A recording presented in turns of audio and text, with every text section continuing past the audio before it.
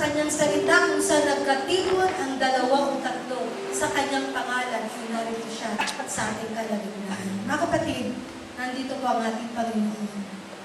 Hindi man natin siya nakikita, pero yung Espiritu niya ay mararamdaman natin, nakikilos sa ating mga puso. Let's open our Bible in Ephesians chapter 6, verse 18. Ephesians chapter 6, verse 18. Lahat ko nakakita ng verses o Ephesians chapter 6, verse 18, magsabi, Amen. Amen. Amen. Ephesians chapter 6, verse 18, na magsipanalangin kayo sa Espiritu sa lahat ng panalangin at daing ng buong panahon at mga puyat ng buong katiyagahan at daing patungkol sa lahat ng mga banal. Hiling ko po si Kuya Obet na mag-pray. Lord God, maraming salamat, Panginoon, sa pagkakabasa ng iyong mga salita. Nawa, Panginoon, matupayan mo, Panginoon, na magdadala na iyong mga salita. Nawa, Panginoon, itago mo siya, Panginoon, sa iyong likuran upang iyong mga salita ang mahayag. Lord God, buksan mo, Panginoon, ang aming isipan, ang aming puso, Panginoon, at sa bawat salita na aming maririnig mula sa iyo, Panginoon. Ito ay aming may sa buhay, Panginoon, aming may pamahagi, Panginoon, sa aming mga mahal sa buhay, kaibigan, Panginoon, kasama sa bahay, Panginoon, sa aming mga makakasalubong, Panginoon. Lord God, maraming salamat, Panginoon. Tayo lang po papulit pasasalamat sa pangalan ng iyong anak na Jesus. Amen. Amen. Ang ating makakapuna pong bawsa. Ating pong topic ko ngayon ay praying and watching. Praise God. Praying and watching. Pananalangin at pagbabantay o pagmamasid. Praise God. Ang sabi ko dito, prayer is not the piece of armor, but it takes of armor's work. Amen. Amen. Amen. Ang pananalangin natin, mga kapatid, ay naggagawa bilang isang sundalo ng Diyos. Ito ay kailangan natin gawin. Ito ay kailangan natin gawin. At ang pananalangin, nandun yung sabi natin, nag-aaral tayo ng salita ng Panginoon. Pero kung walang pananalangin, it not works, mga kapatid, sapagkat sa pananalangin, ito rin yung nagbubuklod para magsama-sama na maging isang tunay na great armor tayo ng ating Panginoon. At nandun po, mga kapatid, sa ating pong binasa, in 18, verse 18, Ephesians chapter 6, verse 18, na magsipanalangin kayo sa Espiritu sa lahat ng panalangin at daing ng buong panahon, magpuyat ng buong katiyagaan at daing patungkol sa lahat ng mga banal. Praise God. Now, kapatid, kailangan daw po natin ang manalangin sa Espiritu. Manalangin palagi, dumaing sa ating Panginoon. At nandun din po, mga kapatid, ang tinatawag na pagbabantay. Bakit ba kailangan tayong magbantay? Sapagkat sa pagbabantay natin, mayroong isang great warfare. Mayroong matinding digmaan between you and Satan. Diba? Mayroong laban between sa believer na anak ng Diyos at kay Satan. At sabi nga po dito, a private walkie-talkie has been provided in the throne of God. When under heaven attack, all we must do is to send out the appeal for help. Perhaps the request is for guidance, possibility college of encouragement is needed. Just one word, Jesus, can come an instant assistant. Ibig sabihin po, mga kapatid, sa pakikipagdigma natin o pakikipaglaban natin kay Satan, nandun po, mayroon daw pong walkie-talkie na ibinigay ang Panginoon. Ano yung walkie-talkie na yun? Pinurvide daw po to sa throne of God, ang walkie-talkie, na isang tawag lang natin, Jesus, help me! Nandun daw po kagad ang calling. Ang pagtawag natin, andun kagad ang Panginoon ay sumasa atin. Sapagkat daw po, ang captain ng salvation natin, never lose the battle. Hindi kailanman natatalo, kailanman hindi matatalo ang captain natin ng kaligtasan. Walang iba kundi ang ating Panginoon. Hindi daw po niya inaalaw na ang kanyang anak ay matalo ni Satan. Sapagkat kanyang anak ay kanyang pinakamamahal. At nandoon palagi ang proteksyon na nagmumula sa ating Panginoon. Kailangan ba natatalo ang Kristiyano pag hindi tumatawag sa Panginoon? Pag hindi humihingi ng help sa Panginoon? Sapagkat ang tayong tinutulungan ng Panginoon, yung talagang tumatawag sa Kanya, yung help me Jesus, hindi umurkit dahil nag-pray ka. Minsan sa sitwasyon na may aksidenteng darating, katulad na lang yung patuloy ni Pastora, na sumakay siya ng tricycle, kasalpok yung malaking truck, mga kapatid. Na, syempre, sabi nga doon, nung sabi ni Pastora, pumikit na yung driver kasi kasalpok nila yung truck, si Pastora, ay pumikit at nagsabing, Jesus, gumanon siya. Ang bumalang ni Pastora, basta wala akong alam mo lang, tumawag ako kay Jesus. Nagulat na lang siya, pagbukas niya ng kanyang mata, nandun siya sa ilalim ng tricycle, nakabaliktad yung tricycle, pero nandun siya sa gitna, hindi siya nagalusan kahit ano, mga kapatid. So, nandun yung protection ng ating Panginoon. Mga kapatid tayo, yun ang privilege yung meron tayo. So, mapalad ang lahat ng nabautismuhan sa kanyang pangalan at nakatanggap ng Espiritu Santo. Dahil sa isang tawag mo, Jesus, sa isang ganun mo lang, ado ka agad yung kamay ng Panginoon, ililift up ka, tutulungan ka. Meron po isang patotoo, isang pamilya, naglalakad sila sa tabi ng kalsada, meron ding truck na dumaraan, paputungo sa kanila, ay yung truck mabilis na mabilis. So sa kanila, naglalakad sila, di ba pag naglalakad ka, biglang mayroon ng pagharap nila yan, nandiyan na yung truck, hindi mo talaga alam ang gagawin mo, kung tatakbo ka ba, ihinto ka, dahil talagang matutulala ka. Pero ang ginawa nung pamilyang yun, lahat sila nagsabi-sabi, Jesus, nagulat na lang daw sila, na pagkita nila sa sarili nila, yung truck sumalpok sila nasa isang tabi, na hindi nila alam kung paano ang nangyari. Dahil parang tingin daw nila ay mayroong nagganyan na kamay, ginanon sila, parang ganon. Parang mayroong nagdukot sa kanila at dinala sila doon sa isang lugar na safe sila. So, ibig sabihin po mga kapatid, yung walkie-talkie natin sa throne of God, laging alert. Amen. At yun ay pribileyo ng bawat isa sa atin. Kung ikaw ay watchful sa ating Panginoon. Di ba? So, lagi natin tatandaan, kahit sa pagtulog natin. Mayroong time sa pagtulog natin, ginagambala tayo ni Satan, di ba? At sa paggawa, binibigyan na tayo ng panaginip na parang nakikipaglaban tayo. Tama? Kasi ako nakakaranas din ako ng maraming pagkakataon. At doon sa panaginip, nakikipaglaban tayo, kahit na yung mga witchcraft na parang Satan din yun di ba? Yung mga something na parang kakaibang mga espiritu, lagi natin tatandaan mga kapatid, kahit sa panaginip, pag tumawag ka ng Jesus, nandun ka agad ang gabay ng Panginoon. Kahit na natutulog tayo, kasi minsan, ginagambala talaga tayo ng kaaway, lalo na pag hindi tayo nagpa-cover ng blood bago tayo natulog. Nandun talaga yung kaaway, pinapasok tayo, kahit sa panaginip. Pero kahit sa maganong instance, mga kapatid, nandun pa rin ang kamay ng Diyos, ang kanyang walkie-talkie para sa atin. Isang tawag nila na Jesus, nandun na agad ang gabay ng ating Panginoon. Thank you, Jesus. Praise God. At nandun po mga kapatid, lagi natin tatandaan, ang kaunti ng ating kaligtasan, never lose the battle. Never niyang inalaw na ang kanyang anak ay matalo. Kaya lang binigay niya ang sabing pagtawag sa kanyang pangalan para meron tayong victory mula sa ating Panginoon. Praise God.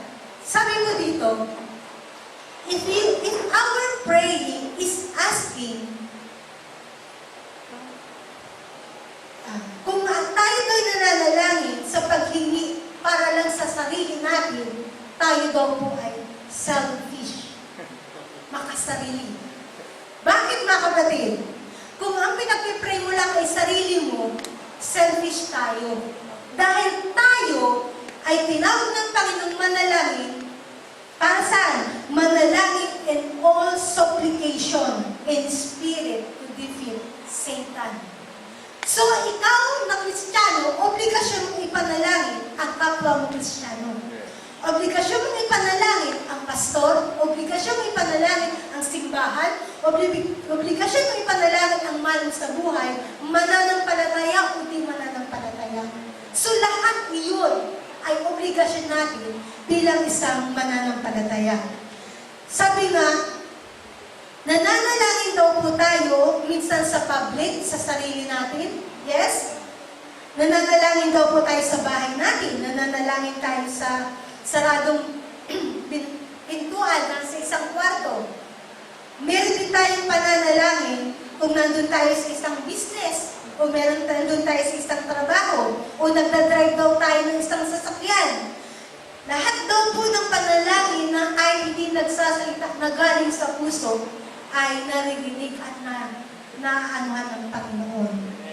At nandun po mga kapatid, nananalangin din daw tayo na galing sa puso natin na sinasabi ng ating bibig, sinasalita natin.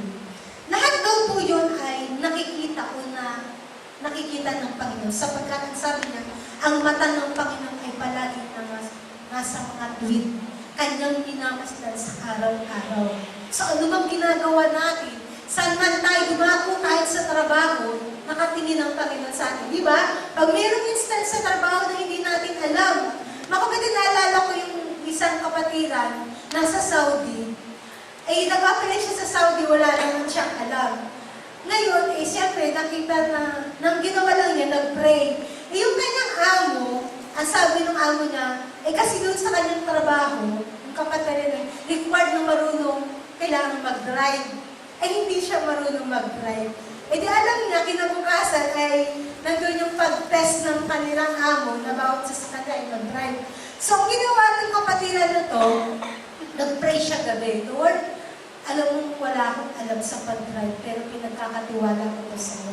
So, nung umaga na, nandun yung pag-drive, nag-drive siya mga kapatid, pero bago siya nag-drive, bago siya umalis, nag-pray siya. Nung hawak niya ng manubela, sabi niya, Lord, gabayan mo ako, ikaw kasama ko sa pagdadrive. Tinandaan niya yung mga dapat na tandaan. Siyempre, nagtanong na siya kung paano. So, tinandaan niya, ikaw ang tutulong sa akin.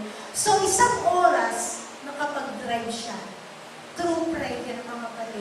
Na habang siya nagdadrive, Lord, sasamahan mo ako kung saan ako. So, nakapasa siya, mga kapatid. So, yun yung patutuo ng kapatiran na pag isinama mo ang Panginoon kahit sa trabaho mo, kahit na ano yung ginagawa mo, nandun ang gabay ng Panginoon.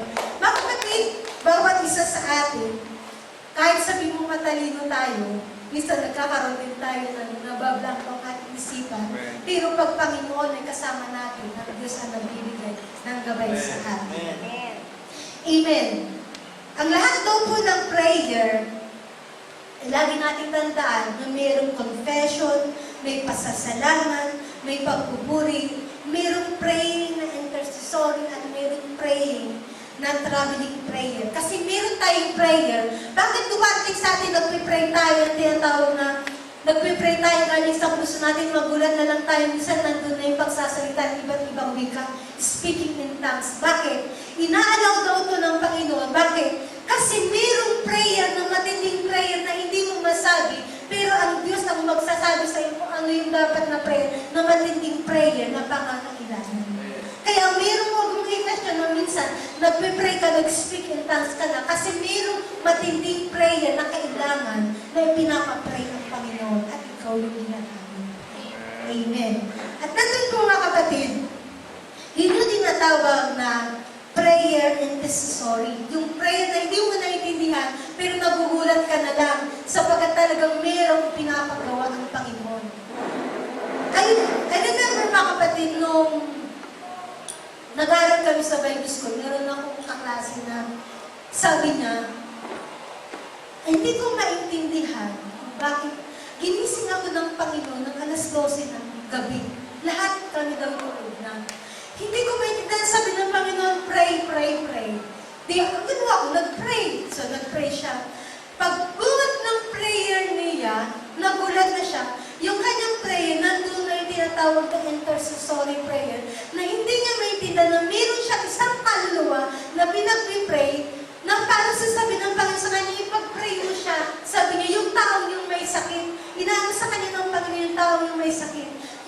pala, yung prayer na yun, mayroong time na yun na mayroong mamamatay na mananampalataya na humihingi ng tulong sa Panginoon.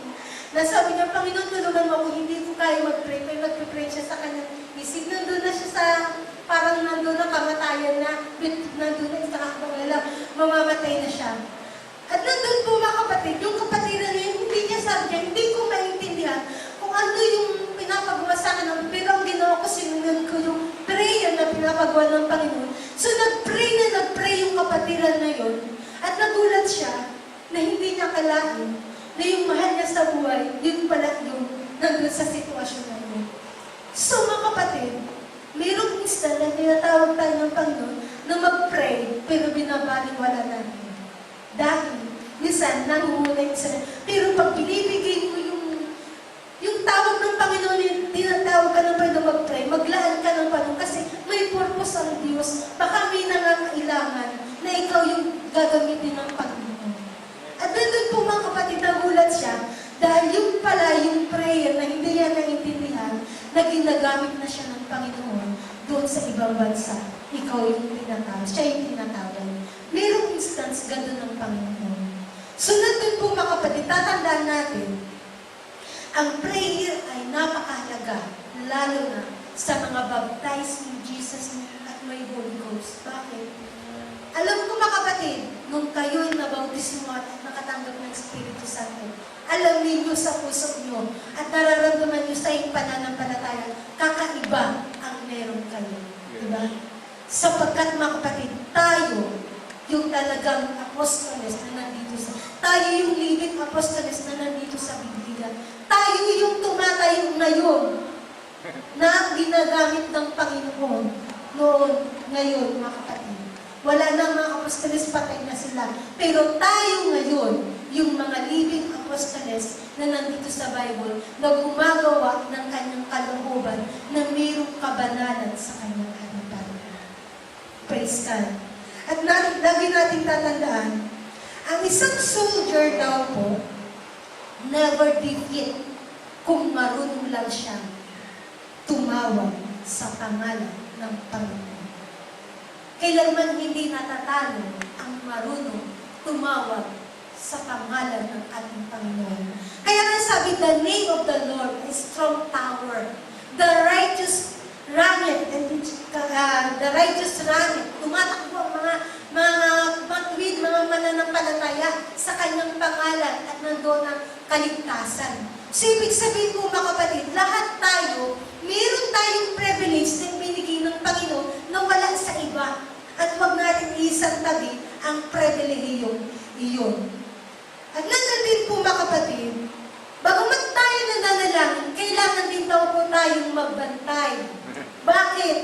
Minsan, kahit tayo nagpipray, ginugulo tayo ni Satan. Diba? Nandun niya minsan, kamot-ikamot. Minsan naman kung ano-ano yung pumapasok sa isip. Hindi ka makakonsentrate sa pagpipray. Bakit? Kasi alam ni Satan na pag nag-pray ka ng concentrate sa Panginoon, may power. At pag nagulo ka niya, yung panalangin mo hanggang dito lang sa lupa, hindi papasok sa langit. Pero kung may concentration ka sa pag-pray mga kapatid, papasok sa langit at may kapangyarihan yung panalangin mo sa ating Panginoon. Praise God. At nandun po mga kapatid, sabi nga, pag nandun yung paggulo ng kaaway sa ating panalangin, mag-rebuke tayo. Mag-bind tayo sa pangalan ng Panginoong Hesus. Satan, go out in the name of Jesus. Tapos magpa-cover ka na ng blood ng Panginoon. Kasi pag may cover ng blood, ang anak ng Diyos, malayo lang siya. Hindi siya natatanaw, hindi siya makalapit. Bakit? Kasi natatawad siya sa blood. Mga kapatid, sabi ko nga, nung may binasa kami dito, na ibinasa ako, tapos naikwento ko sa aking asawa, ganun pala yun. Kung ang mga alagad ng batas, pag kumuhuli sila ng mga krimen, sinasabi nila, by the name of the law, hinuhuli kita, di ba? Pero tayo daw, ang sasabihin natin, by the name of Jesus, Satan, going out, umalis ka, at sa sa pangalan din ng ating Panginoon, umalis ka. At sa dugo ng Panginoon ay lumayos ka dahil pag naririnig daw ni Satan ang blood of Jesus, talagang na-alarma siya. Bakit? Kasi yung napako ang Panginoon noon, mga kapatid, akala niya, natalo niya na ang Diyos kasi namatay ang anak ng Diyos. Pero hindi niya alam na yun pala ang magiging daan para mas maging malapit ang kanyang anak sa kanyang harapan. At doon na pag naisip ni Satan yung nangyari noon, nung 2000 century pa, mga kapatid, hanggang ngayon, talagang parang gigil na gigil siya, takot na takot siya, dahil alam niya, may victory ang mga anak ng Panginoon. At natin po, mga kapatid, tatandaan po natin, ang pagbabantay is the kingdom of safety. Mayroong pagbabantay ay yung kaligtasan natin. Bakit? Sabi nga po dito, si Satan, sa isang tao, mayroong 3 anghel na nababantay, kami sa Panginoon. Pero si Satan, may bantay din siya sa kanyang mga anak kung paano niya to mapapakagsala, para magkasala, para mawala sa presensya ng Panginoon. Gumagawa talaga siya ng paraan para tayo ay matalo. Kasi yun lang ang kanyang paraan para matalo niya ang Diyos. Dahil siyempre, pag nagkasala kanyang anak, malungkot ang Panginoon, nasasaktan. So, nandun po, sabi nga, 24 hours nakabantay si Satan sa atin. At lagi daw po siyang nagso-surprise. Lagi, sabi nga din sa Bible sa James, Lord, katulad siya ng isang leon na umuunga, naghahanap ng masisilo kung sino ang kanyang masilo. At number 1 sinisilo niya ay ang mga tunay na anak ng Diyos. At sabi nga, mga kapatid, sa panahon ngayon, alam ni Satan na malapit na siya yung wakas na, dahil malapit nang darating ang Panginoon. At 24 hours, nagbabantay siya, at number 1 na talagang tinutugis niya ay ang anak ng Diyos na mawala sa paglilingkod sa Panginoon. Mga kapatid, kung magiging watchful lang tayo sa ating pananampalataya, hindi tayo matatalo kasi nagbabantay tayo. Nagbabantay tayo sa mga inahagis ng kaaway sa atin. At sa pananalangin daw po, mga kapatid, lagi nating tatandaan, pag nagbabantay tayo at mayroong panalangin tayo, nandun po daw ang malakas na pwersa galing sa ating Panginoon. At nandun po, mga kapatid, si Satan daw po ay lagi nag-a-approach, katulad ng angel light. Pero sa likod na yun, siya ay destroyer. Diba? Nagpapanggap siya angel. Nagkukunwari siya na para sa iyo to, para makatulong sa iyo. Pero sa totoo lang, yun para yung mga unting-unting ginagamit niya para mawala tayo sa harapan ng ating Panginoon. Yung mga small things po, mga kapatid, na hindi pag-attend ng mga magsimba, huwag ka muna magsimba kasi may sakit ka eh. Huwag ka muna magsimba kasi busy ka ba eh. Mga kapatid, yun daw po yung mga small things na ginagamit ng kaaway para manghina tayo. Yeah. At kung di na naman tayo nakarinig ng Word of God, wala na tayong laban. Wala na karitay sa atin, di ba?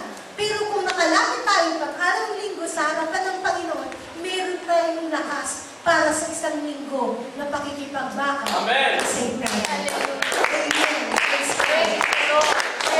Amen. At nandun po, mga kapatid, katulad daw po ni Nehemiah, siya daw po ay responsible para i-rebuild ang Wall of Jericho, Wall of Jerusalem.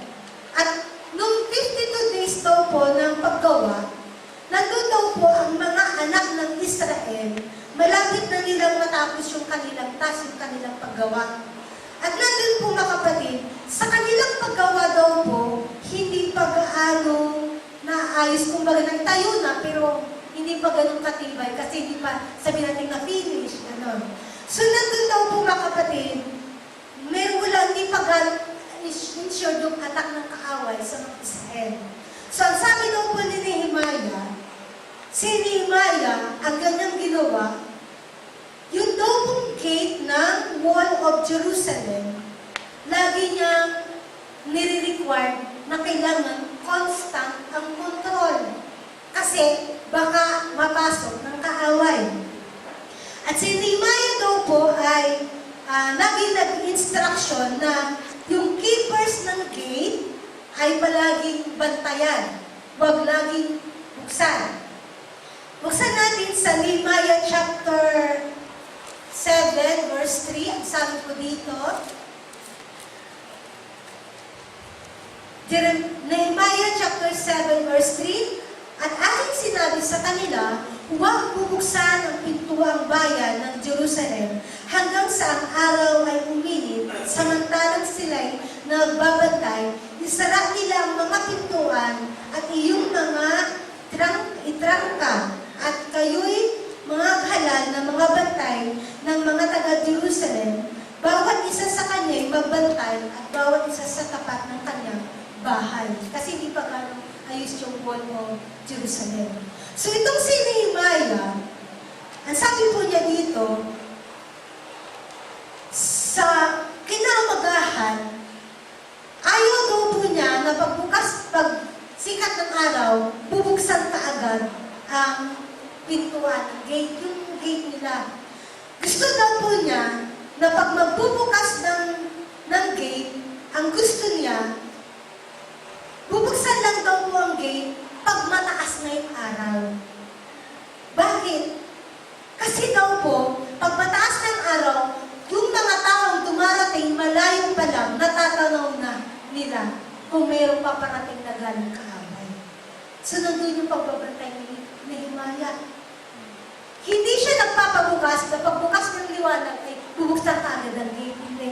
Nagpapabukas siya pag mataas ng araw. Sabi natin 11 o'clock, alas 12. Bakit? Kasi nandun yung pagbabantay niya na para matatanaw daw ng mga taga-Israel ang mga taong papasok o dadako sa lugar nila sa wall of Jerusalem, malayo pa lang natatanaw na ang anino kung kaaway o kaibigan ang darating. So nandun daw po yung pagbabantay ni Nehemiah. Ganun din daw po tayo. Kailangan din daw po tayong magbantay kasi si Satan ang welcome visitor. Hindi mo na mamalayan na unti-unti na siya lumalapit sa iyo. Kung wala kang pagbabantay, nagagamit ka, natatalo ka sa laban. At nandun po mga kapatid, dahil daw po itong si Satan, hindi daw po siya nag-a-appear kung white o black siya. Lagi daw po siya nakasuot ng gray. Hindi mo matanaw kung siya ay puti o black. Lagi daw siya nasa gray na kulay. At nandun daw po mga kapatid, sabi daw po niya, lagi daw po ng intensyon na mapasok ang puso at isipan ng mga mananampalataya. Hindi siya nagtitira kung ano-ano. Ang number one tinitira niya, unang-una, ang isip. Pag na-conquer niya ang isip, papasok sa puso, yun na yung daan na makakapasok siya sa bawat isa sa atin.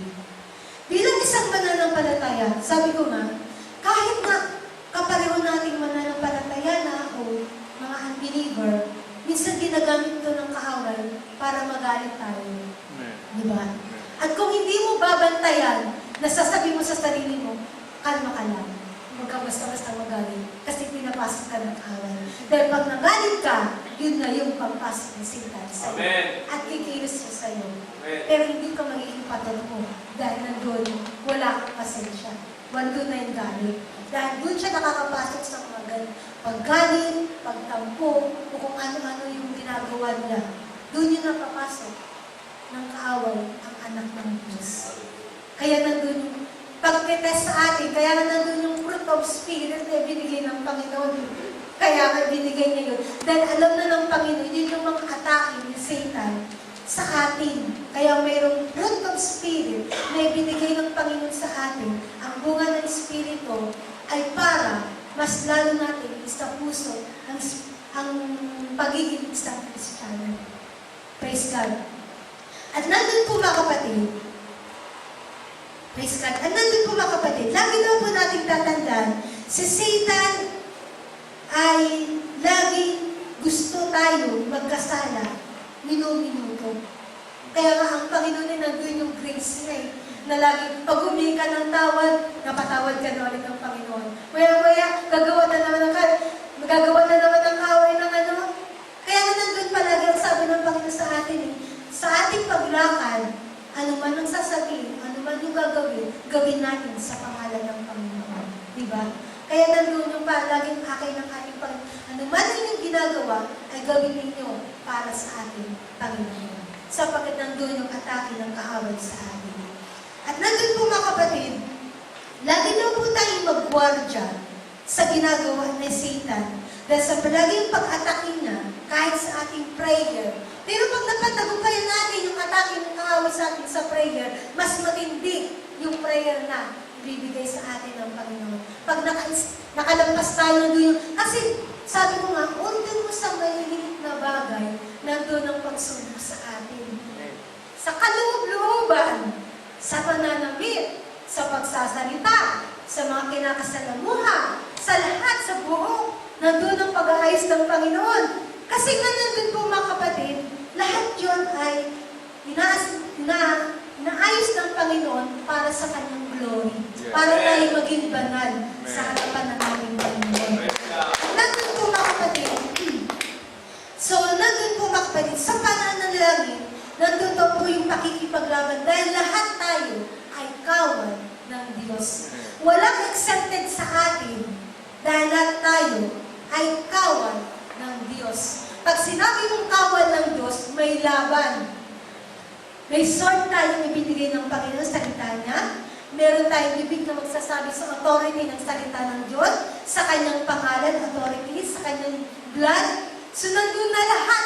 Kumpleto na nga tayo mga kapatid. Ang kailangan din natin ay ang lumubog. Dahil sa lumubog, meron kang koneksyon sa harapan ng ating Panginoon. Kung wala kang koneksyon, natatalo ka. Bakit? Hindi ka kasi nakipag-usap sa Panginoon kasi wala kang koneksyon. Kaya nga sabi ko kanina, may walkie-talkie ang binigay ng Panginoon sa atin. Isang tawag mo lang, Jesus, nandun ka agad ang kamay ng Panginoon sa bawat sa atin. Mapalad tayo mga kapatid sapagkat mayroon tayong angel na nagbabantay. Mga kapatid, I remember, sabi nung kasama namin sa Bible School, siya isang babae. May pinupuntahan daw siya isang subdivision, na yung subdivision na yun. Bago ka makapunta sa subdivision na yung gubat, ilagi daw siya alas 10 na tatapos dun sa Bible study. Isang pamilya kasi tinuturuan niya. At dun sa dinadaanan niya gubat, tapos bago pa dun sa gubat, mayroon pang isang tindahan na laging kumpulan ng mga nanginginom, ng mga nanginom ng alak. Isang araw, sabi daw nung isang sa kanya, yung nanginginom, dumaan siya. Sabi daw nung isang nanginginom sa Sister, sabi niya, may tanong ako sa iyo, bakit yung Brad, yung nanginginom natatas ka niya? Bakit sa tuwing dumadaan ka dito, ay meron kang mga lalaki, 3 lalaki, kasama? Ang lalaki nga nila, lagi mong kasama. Di siyempre yung ahead sa amin na nag-asa Bible School, nakita ko, dahil sa talagang nag-iisa lang siyang nag-Bible study. Bigla niya naisip siguro yung angel ng Panginoon ang lagi niyang kasama. Sabi niya, sa tuwing dumadaan ka dito, may kasama kayo, 3 pang lalaki. Sabi niya, tinatanong daw nila kung sino yung mga, yung po ba, ay yung po yung mga kasamahan ko, yun na lang daw yung sinabi. Kinahito niya sa amin. Sabi ko, Lord, talaga pag anak ka ng Diyos, may privilege ka. Nakala mo nag-iisa ka, pero meron kang kasama. Lalo na, pag umahawit ka, na tumatawag sa Panginoon, talagang nandun ang presensya ng ating Panginoon. Number 1 po ba kapatid, pag ikaw ay takot, kasi minsan, yun ang isang, sa atin ang kaaway, takot, di ba? Pag takot ka, magpurit ka sa Diyos. Amen. At pag nagpurit ka sa Panginoon, nawawala yung takot mo sapagkat pupupuri ka sa Panginoon at nakapupuri ka. Palakpakan po natin.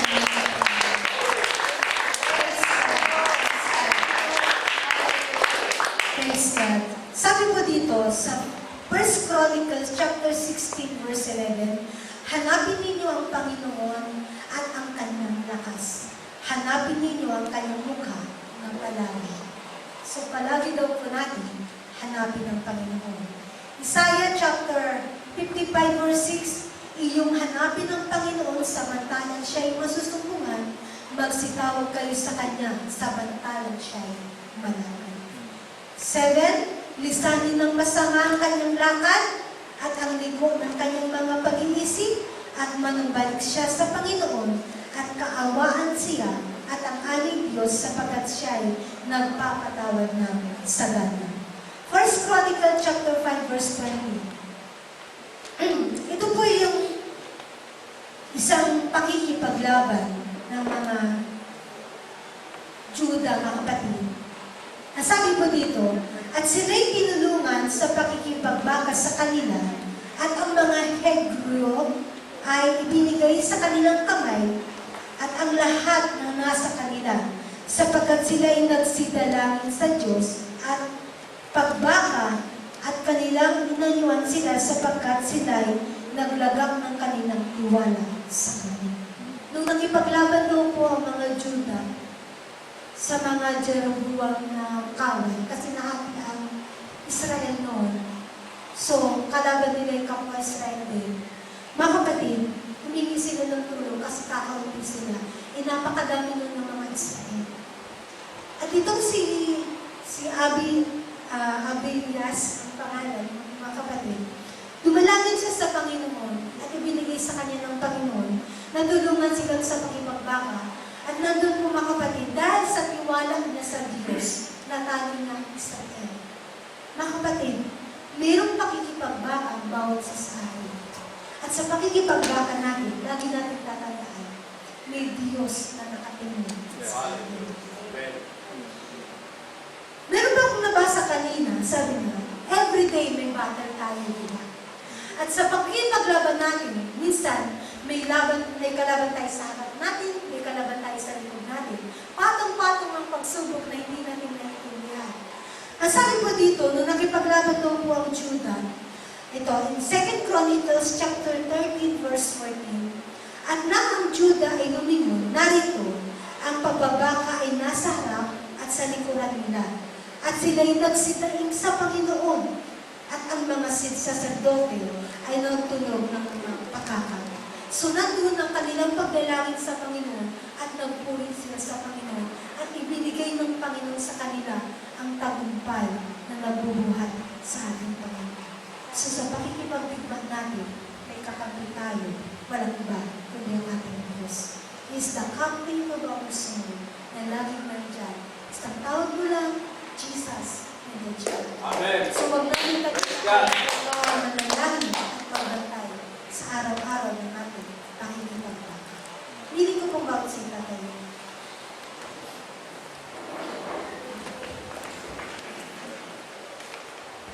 Hallelujah, hallelujah. Praise the Lord. Hallelujah, hallelujah. Hallelujah.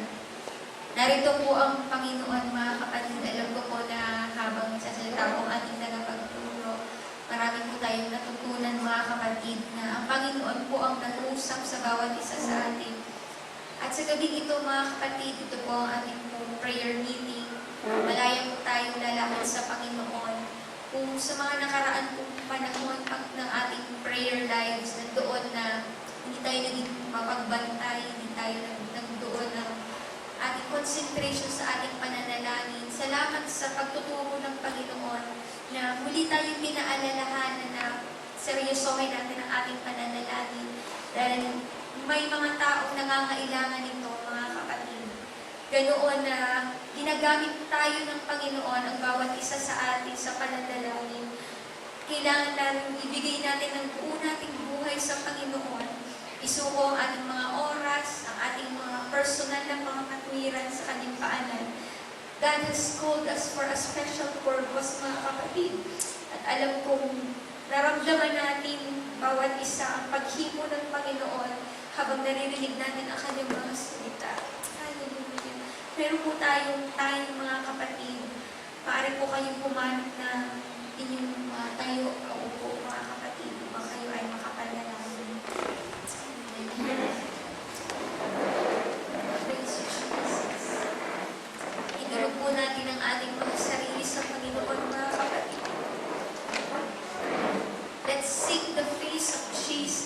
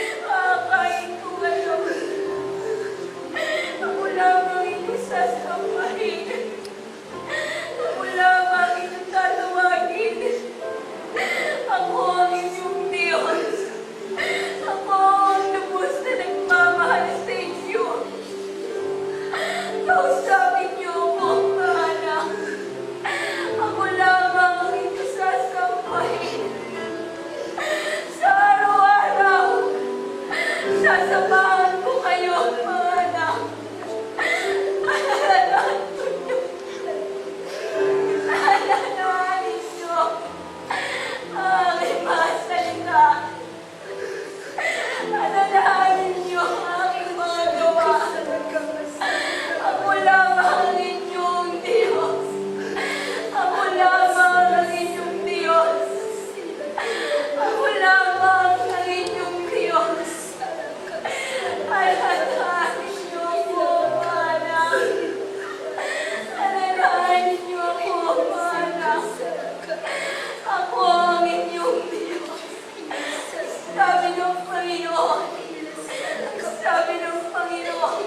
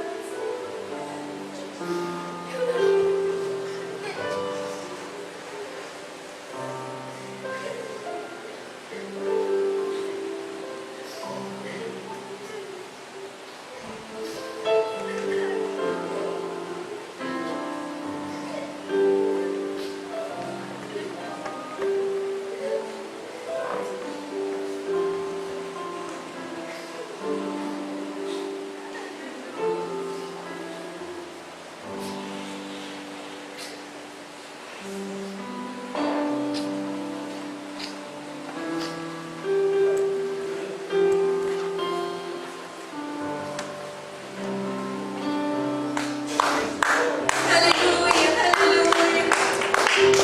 Let's worship the Lord. Hallelujah, hallelujah. Salamat sa iyong mensahe, Panginoon. Salamat sa iyong mga salita, O Diyos. Huli kang tapat, Panginoon. Salamat sa paalala mo sa bawat isa sa amin, Panginoon. When you reminded us, Jesus, to be watchful in our prayers. Kalakit nitong iyong pangako sa amin muli-muli, O Diyos. Lagi ka namin kasama. At hindi mo kami iniiwan sa aming mga lakad, Panginoon. Jesus, salamat dahil may gawa man ng masama, Panginoon, sa aming buhay. Napilit kami gustong sirain, Panginoon. Pero tapat ka sa iyong mga salita na ikaw ang kasama namin sa araw-araw, Panginoon. Iniingatan mo kami, pinoprotektahan mo kami ng iyong banal na dugo. At sapat na ito, Panginoon, upang patuloy kami lumaban, Panginoon. Upang patuloy kami manalangin. Upang patuloy kami maglagak ng aming pag-asa sa iyo. Lord Jesus, na aming mga araw-araw na buhay, hindi lamang pag nandito kami sa church. Lord Jesus, ang iyong mga salita, patuloy mo itong lagay sa aming puso at isipan. Sa pagkakataon, Panginoon, kami mananalangin. Maalala nawa namin lagi ang mga narinig namin sa iyo ngayong gabing ito, Panginoon. At salamat, Lord, dahil ikaw ang aming kalakasan. Ikaw ang aming tagapag-ingat, Panginoon. Lord Jesus, salamat sa ginamit ng tao, Panginoon, upang paalalahanan ang bawat isa ng mga anak, Lord. Dalangin ko, Panginoon, patuloy mo pagpalain ang kanyang buhay, Panginoon. At ang kanyang testimony, Panginoon, patuloy mo itong dadagdagan, O God. Hindi lamang mga nandito nakikinig ang makarating ang kanyang tinig, Panginoon. Kundi kung saan pang lugar siya makarating, hayaan mo lalo higit ang mga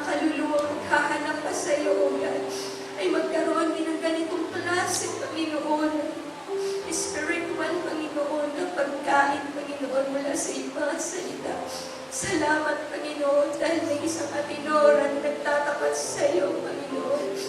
Alam mo, minsan kami nanghihina, pero salamat sa pagkakataong kami mahihina. May mga taong tumatayo at nagiging malakas para sa amin. Lord Jesus, hayaan mo, Panginoon, na sa mga pagkakataong si Atinora ay nanghihina din. Hayaan mo ang aming pananalangin, mga kapatiran ang mag-aangat sa Kanya, sa Kanyang huling kalakasan. Hayaan mo, Panginoon, na magkaroon din kami ng intercessory prayers para sa mga manggagawa mo sa lugar na ito, Panginoon. Lord, salamat na sa gabing ito. Naunawaan namin ang kahalagahan ng pananalangin para sa iba. Salamat, Panginoon, dahil naunawaan namin kung gaano ka-importante ang pagbibigay ng oras para sa iyo, O God. Na hindi man sa aming mga sarili, kundi ng mga ilangan ng ibang tao. Panginoon, salamat din dahil tinuruan mo kami na maging mapagbantay. Panginoon, sa lahat ng bagay na aming buhay, tunay na ikaw ay mabuti. Tunay nga, O God, na wala kang katulad, dakila ka, Panginoon. Hayaan mo, lagi namin sasariwain na ikaw ay mabuti. Ang iyong mga gawa, lagi namin maalala. Lord Jesus, patawarin mo kami kung sa minsan, Panginoon, ginagawa ka naming maliit sa aming mga paningin. Panginoon, sa pagkakataong yun, hayaan mo yung mga salita, Panginoon, ang mag-ahak sa amin sa aming maling pag-iisip, Panginoon. Gawin ka naming malaki, kagaya ng gaano ka kalaki, Panginoon. Gawin ka naming mabuti, kagaya ng gaano ka kabuti, Panginoon. Sa aming mga puso, sa aming mga buhay, O Diyos, mataas kang palagi, Panginoon. Ikaw lamang aming nag-iisang Diyos. Lord Jesus, and we praise you. We worship you for who you are. We worship you for who you are, Jesus.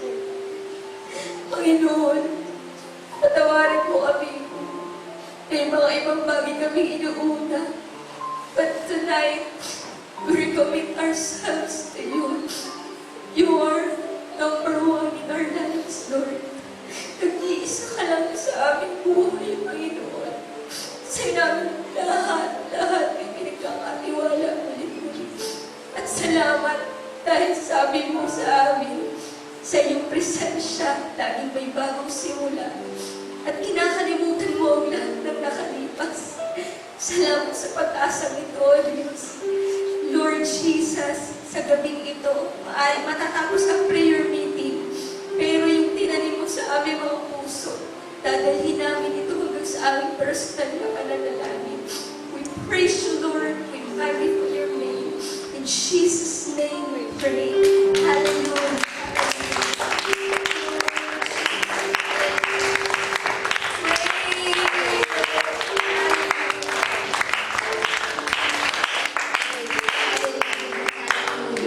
Mga kapatid, malaya na po tayong makauwi at sa Panginoon po ang lahat ng bagay ipatuloy.